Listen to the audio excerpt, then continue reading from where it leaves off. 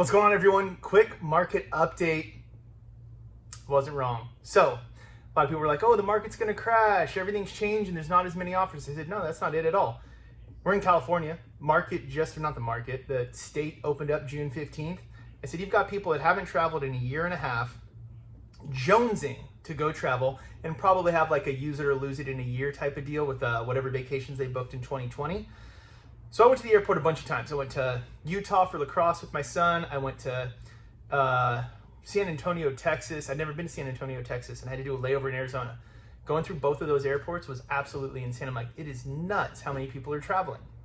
That explained why there was less offers. So what we saw from June 15th through about now is maybe there wasn't 10 offers or 15 offers. There were on some properties, but we were seeing like 4 offers, 3 offers, lower numbers, but still multiples. You're still competing for real estate. So this inevitable price drop that people are looking for, I'm like, we're not seeing it. People are still competing. It's not going down, but it's less competition. And I said, I bet when school starts mid-August, we're going to see a bunch of people buying homes again. So last week, today is August 11th, by the way. So last week, August 1st, crazy week. More people getting pre-approved than previously. More offers going out. It felt very fast and furious yet again. And then I go to the airport Friday for my wife's birthday. Not a soul in sight. Got there early because I figured it's going to be just like it was before. Line out the door, tons of people traveling, breeze through security. And I went, I wasn't wrong. So we got school coming back. My middle son, who's in 8th grade, he started this week. Other people's kids started last week. My oldest son's going to go to college, so we're driving him down this weekend. So now that school is out, summer vacation's coming to an end, we're seeing multiple offers in the double digits yet again. Rates are ridiculously low. Still seeing pretty much everything 3% or less. You know, yeah, credit matters, property type matters. This is not a guarantee to lend. This is not a rate quote.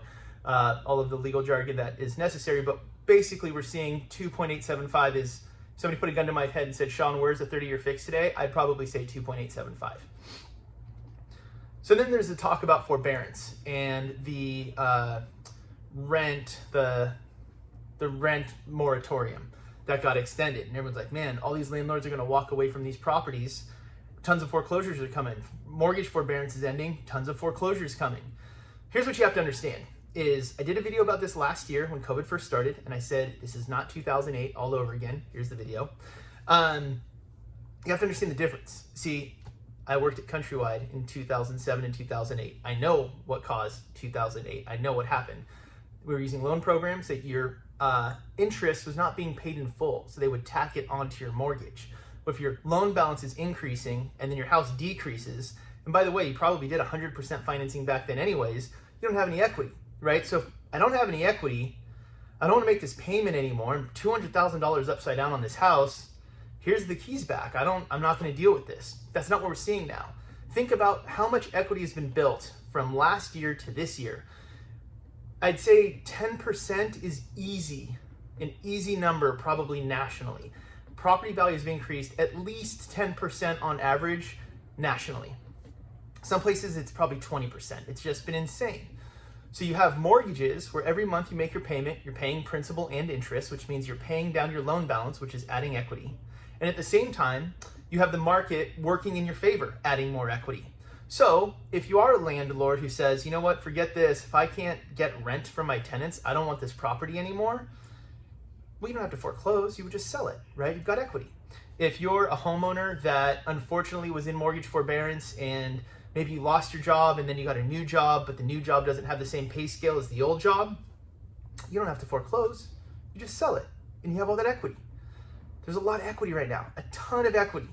So I say all this because if you're holding out, if you're going, you know what, I knew these multiple offers wouldn't last forever. I knew that this would work out. I'm going to wait till these landlords have to let go of their properties. I'm going to wait until all these people that are in mortgage forbearance have to sell or foreclose on their homes. It's not going to happen. We might get a blip. We might get a little bit more inventory when those two things happen. But that's what I thought last year. And I did an interview with Barry Habib, who's hands down the #1 real estate economist in the country. And I interviewed him. I said, Barry, I think we're going to have a flood of inventory when all this government assistance goes away. He said, well, you're not wrong, but it won't be a drop in the bucket. So now what? Don't hold out. You have to understand that the low interest rates are a huge determining factor in your ability to purchase a home.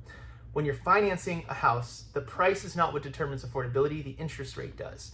I've told you guys this before too. When I bought our house in February, I had to pay way more than I wanted to pay, but I did the math. I said, if I find a house for $100,000 less, but interest rates have gone up 1% back to where they were in January of 2020, where does that leave me? It leaves me $100 more a month on a $100,000 lower price home, $100 more per month, and $30,000 more in interest in just 5 years.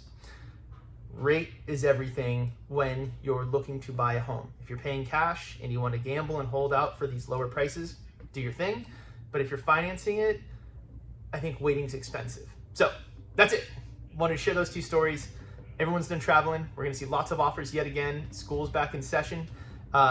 Forbearance is not going to be what people think it is. Really, all they're going to do is they're not looking for some lump sum payment. They're just going to tack it on to the end of the mortgage, and then you'll pay it off when you sell your house, or if you stay in it for 30 years, you'll pay it off anyways. The rent moratorium, to be determined. We'll see what happens with that, but I just don't see anything leading to a bunch of foreclosures. So any questions, comments, concerns you have, if you disagree, agree, comment below, let me know. I love talking about this stuff, getting different opinions from other people. That's why I like making these videos. So let me know how I can help. Thank you guys so much, and I'll talk to you soon. Cheers.